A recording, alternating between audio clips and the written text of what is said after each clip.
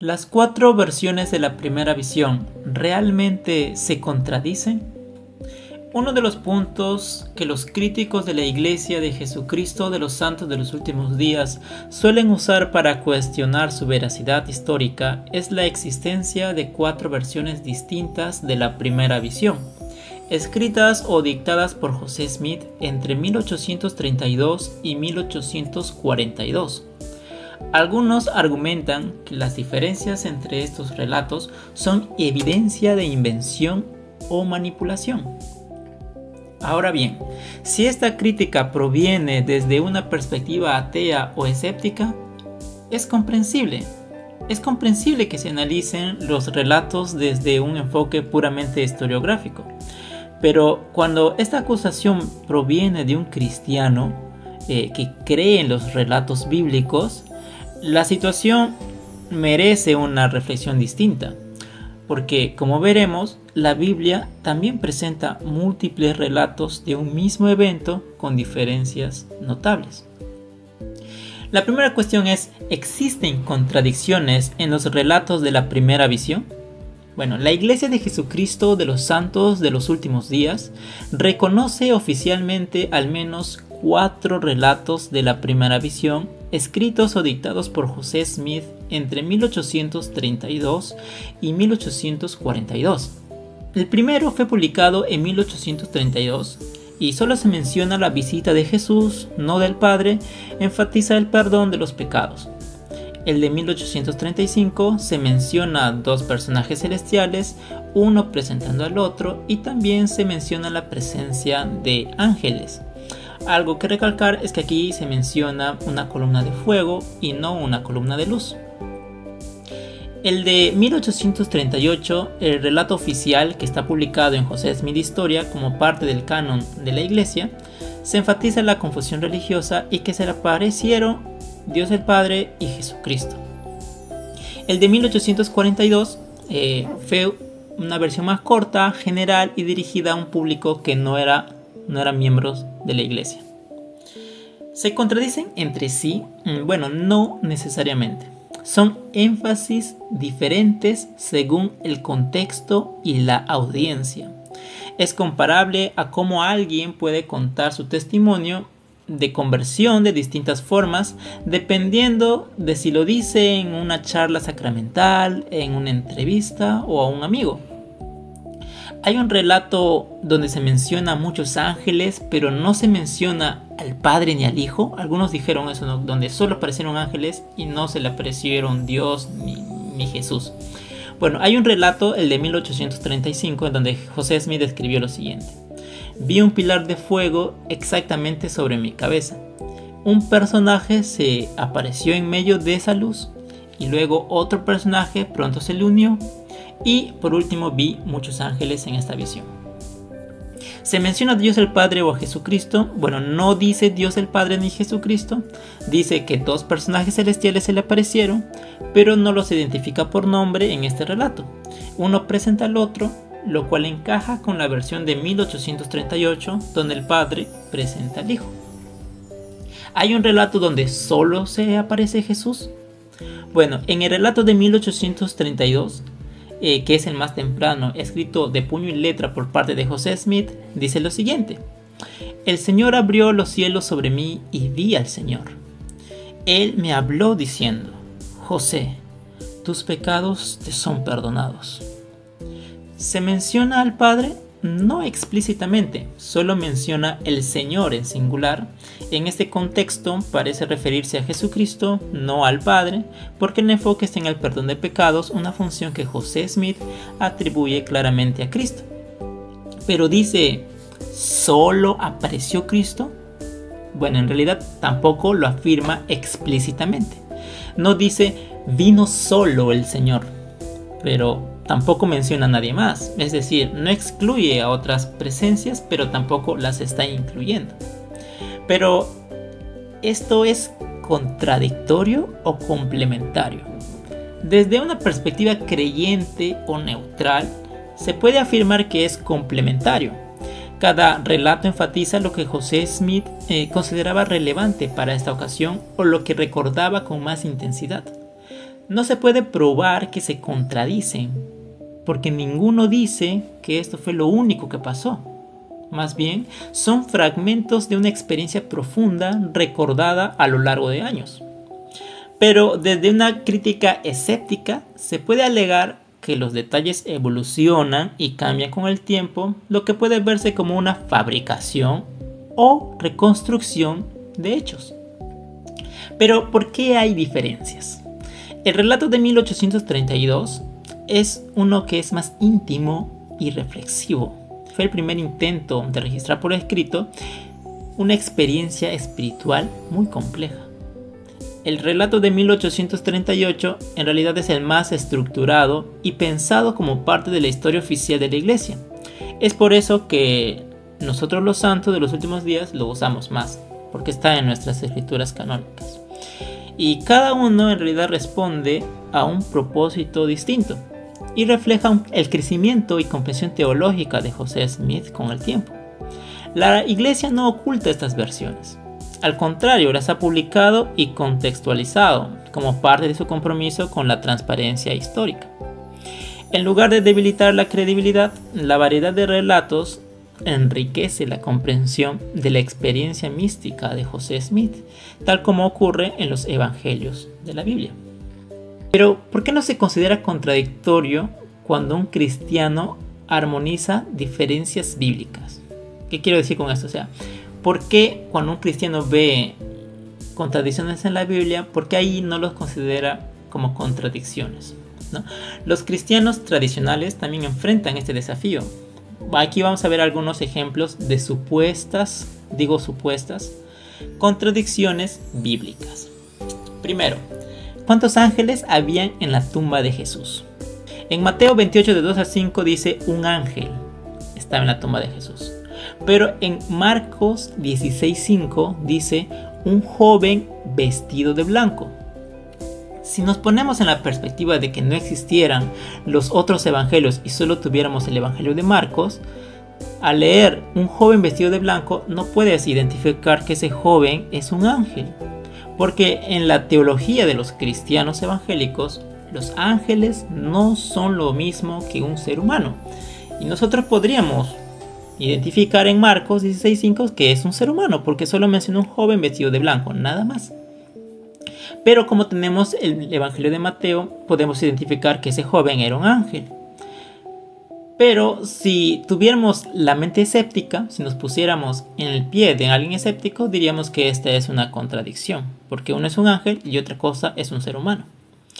Sin embargo, en Lucas 24:4 ya no dice que es un joven o un ángel, dice que son dos hombres con vestiduras resplandecientes. Dos hombres, no sé si serán jóvenes, viejos, no sabemos, solamente dice dos hombres con vestiduras resplandecientes. Ya no es un vestido blanco, ya no es ropa blanca, simplemente dice vestiduras que están brillando. Y en Juan 20:12 ya no dice dos hombres o un joven o un ángel, dice dos ángeles sentados. Entonces podremos identificar que Mateo y Marcos parece que podrían armonizar, aunque si lo leemos desde una lectura escéptica son contradicciones, y las de Lucas y Juan se contradicen aún más, ¿no? Porque ya no es uno, sino dos. ¿Cuál es la explicación que da los cristianos o que damos nosotros también? Es que las versiones en realidad no se contradicen si entendemos que algunos autores mencionan solo al portavoz y el más visible, mientras que otros dieron el número completo. Por ejemplo, ¿no? Si en realidad se le aparecieron dos, pero solo uno habló y ese es el que estaba identificando Mateo o Marcos, ¿no? Otra supuesta contradicción. ¿Qué dijo exactamente la voz del cielo en el bautismo de Jesús? En Mateo 3:17 dice, este es mi hijo amado en quien tengo complacencia. Pero en Marcos 1:11 dice, tú eres mi hijo amado, en ti tengo complacencia. Aquí podríamos identificar que hay una contradicción. Muchos dirían, no vemos contradicciones. Pero en realidad sí, porque uno está hablando en tercera persona y otra está hablando en segunda persona. En teología estas diferencias son importantes, ¿no? Son muy importantes. Pero en realidad los cristianos aunque hay una evidente contradicción, dicen pues que no hay una contradicción porque puede reflejar lo que Jesús oyó y versus lo que oyó la multitud, o simplemente es el estilo narrativo del autor. ¿Ya? El siguiente, ¿quién compró el campo del alfarero? En Mateo 27 del 6 al 8 se menciona que fueron los sacerdotes quienes compraron el campo del alfarero con las 30 monedas de Judas. Pero en Hechos capítulo 1 del 18 al 19 dice que Judas fue quien compró el campo y murió allí. Aunque no menciona que fue el campo del alfarero, dice que compró un campo y murió allí. Entonces, ¿quién compró? ¿Los sacerdotes o Judas? No puede haber dos explicaciones, ¿no? Entonces hay una aparente contradicción también. Pero, ¿qué entendemos los cristianos? Decimos pues que algunos entienden que el campo fue comprado en el nombre de Judas porque el dinero era suyo. Y que Lucas, al escribir el libro de Hechos de los Apóstoles, estaba usando un lenguaje figurado. Otro, ¿murió Judas ahorcado o de otra manera? En Mateo 27:5 dice que se ahorcó. Pero en Hechos 1:18 dice, cayó y se reventó el vientre.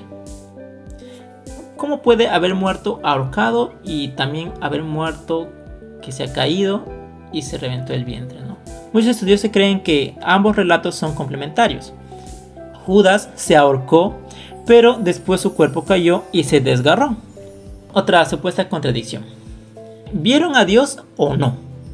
En Éxodo 33:11 dice que y hablaba Jehová con Moisés cara a cara, como habla cualquiera con su compañero.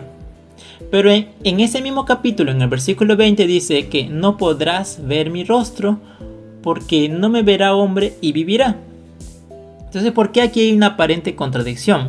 A lo que los cristianos explican que la expresión cara a cara es una expresión hebrea de intimidad o comunicación directa. No se tiene que interpretar de forma literal. En otras partes se especifica que Moisés solo vio la espalda de Dios y que no vio su cara. Entonces tratan de armonizar esta supuesta contradicción en la Biblia. El siguiente, ¿no? Dice que el arca, ¿cuántos animales tenía el arca? En Génesis 6 de 19 al 20 se menciona que en el arca debe haber 2 de cada especie.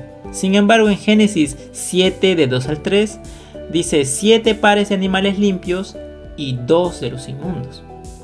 Entonces, en realidad hay 2 de los inmundos y 7 pares de los animales limpios.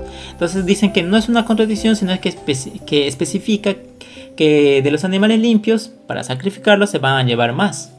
Otro, volvemos al Nuevo Testamento. Entonces dice, ¿cuántas mujeres fueron a la tumba de Jesús el domingo por la mañana? En Mateo 28:1 dice que fue María Magdalena y la otra María, 2. En Marcos 16:1 dice que fue María Magdalena, María la madre de Jacobo y Salomé, 3. Pero en Lucas 24:10 dice María Magdalena, Juana, María madre de Jacobo y otras. O sea, son más de 3. Pero en Juan 21 dice solo María Magdalena. La explicación que se da es que Juan en realidad se estaba enfocando en María Magdalena, pero no niega que hayan ido otras. Y que es una forma selectiva de narrar, ¿no? Algunos tratan de separar la narración de Juan, ubicándolo en un espacio-tiempo distinto a lo que se narra en Mateo, Marcos y Lucas.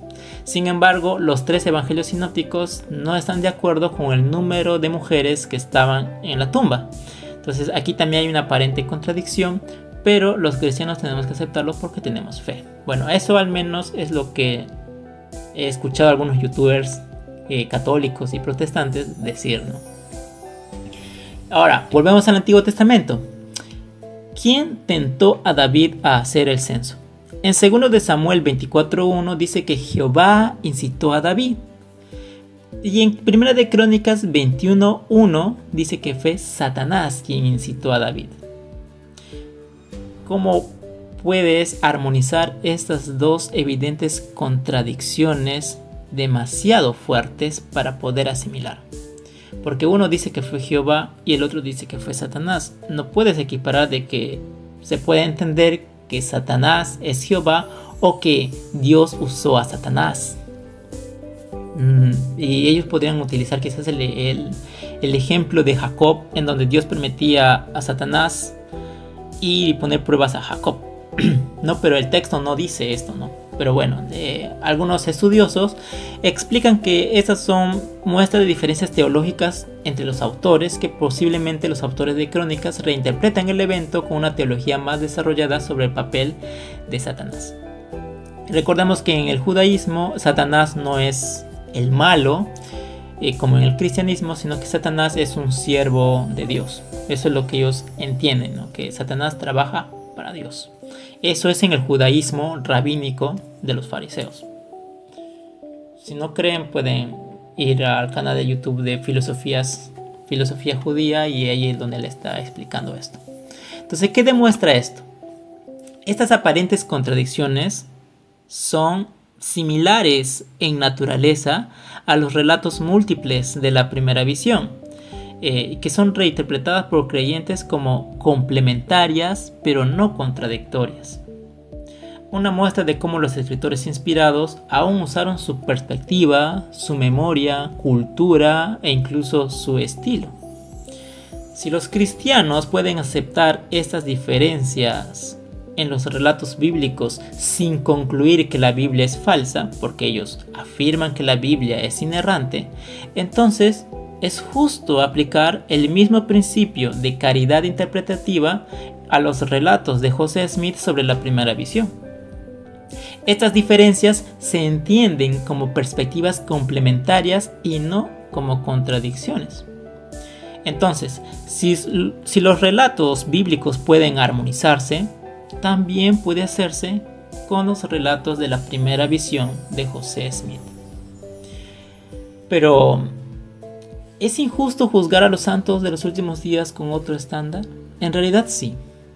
Si los cristianos aceptan que los evangelios dan distintas versiones de los hechos, pero que todas son inspiradas y válidas, y que cada evangelista tenía un propósito y estilo distinto, entonces no es lógico ni justo acusar a los santos de los últimos días de ser falsos solamente porque hay versiones distintas de la primera visión, especialmente cuando los relatos no fueron publicados de inmediato, sino guardados en diarios o cartas privadas, se escribieron en contextos distintos y con diferentes propósitos. Por ejemplo, uno fue escrito como historia personal, otro fue una defensa pública y otro es más como un registro oficial. Y el mensaje central en realidad permanece, porque se dice que José Smith realmente tuvo una visión divina que cambió su vida y que marcó el inicio de la restauración del Evangelio. Los santos de los últimos días en realidad no buscamos atacar la Biblia ni tampoco menospreciar la fe de nuestros hermanos cristianos, aunque ellos a nosotros nos consideren como una secta porque no aceptamos todas las creencias que ellos tienen, aunque ellos nos acusen de herejes, aunque ellos nos maldigan, nos digan anatemas, aunque ellos nos menosprecien, aunque ellos afirmen que nosotros no somos hijos de Dios, aunque ellos nos insulten, nos ataquen o se burlen de nosotros y de nuestras creencias, nosotros no buscamos actuar de la misma manera. Muy por el contrario, creemos que es posible tener diálogos respetuosos y enriquecedores, incluso cuando nuestras creencias no coinciden. Reconocemos que nuestras creencias, nuestras doctrinas pueden parecer inusuales para otros, así que como también reconocemos que la Biblia tiene elementos que también requieren fe y contexto para comprenderse plenamente. Por eso extendemos la misma comprensión que pedimos para nuestras escrituras y revelaciones. Creemos que el respeto mutuo, la humildad intelectual y la buena voluntad son más importantes que la necesidad de tener siempre la razón o buscar debates sin sentidos. Como cristianos, seguimos al mismo Salvador y en ese espíritu buscamos caminar juntos hacia la verdad.